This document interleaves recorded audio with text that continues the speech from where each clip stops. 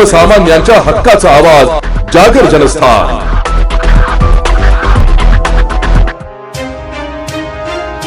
Nashik road प्रभाग समितीच्या बैठकीत आज अनेक प्रश्नांवरून चांगलीच खडाजंगी झाली आहे। नगरसेविका सुनीता भोजने यांनी अधिकाऱ्यांना थेट धारेवर धरत प्रभागातील समस्यांचा पाढा वाचलाय।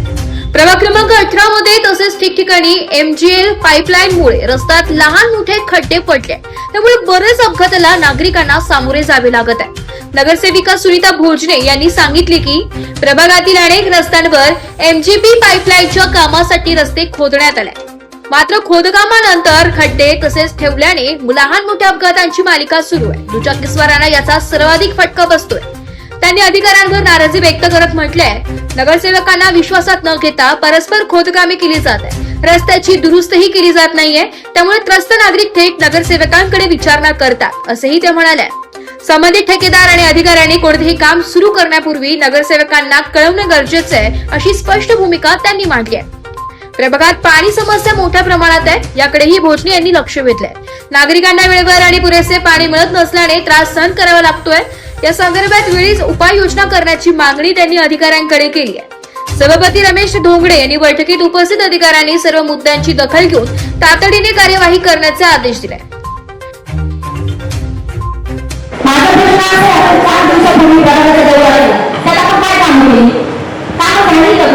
कुठलीही प्रकारची कामं झाली नाही, शेंपटची असो रस्त्याची असो आपण साफसफाईची आपली राबवली तर कुठली कामं झाली आपली। मला रोज प्रभागात न फोन आणि मी दादांनी जसं सांगितलं की एमएनजीचं काम डायरेक्ट ते बंद केलं पाहिजे, ते आजपासूनच बंद झालं पाहिजे।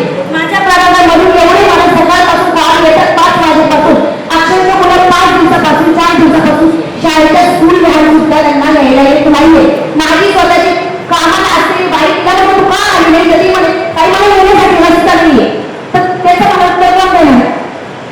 आम्हाला कुठल्या नगरसेवकांना 4 पैकी कुणाला एकाला तरी विचारलं का आम्ही लाईट टाकतोय गॅसची वगैरे टाकू का?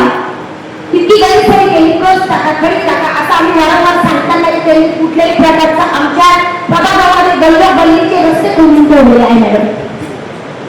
आता जर ते बोलले तर मला विजिटला त्यांना येऊ शकते, आता त्यांना येऊ शकते विजिटला माझ्या प्रभागामध्ये, त्याचं उत्तर कोण देणार? आधी ते कस तरी कोण टाकणार? आम्ही आमचं स्वतः तरी टाकायचं का? त्याचं उत्तर मला द्यायचं असेल तर मी टाकते, मग माझ्या मंथली पेमेंट करून मी टाकून घेते, बरोबर आहे का?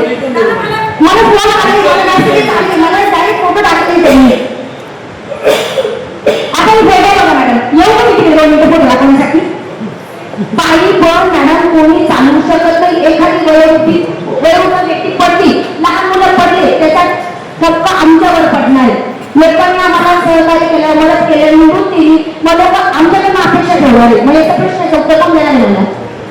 का आम्ही नवीन नगरसेवक मग अधिकाऱ्यांना काही असं वाटतं काही ना काही समजतच नाही म्हणून असं प्रश्न आहे का? काही समजतच नाही म्हणून नसेल काही समजत बरोबर होतं ना आपण सगळ्या गोष्टी,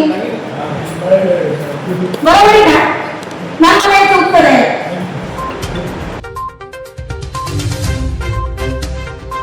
जागर जनस्थानसाठी प्रतिनिधी संदीप नवसे, नाशिक।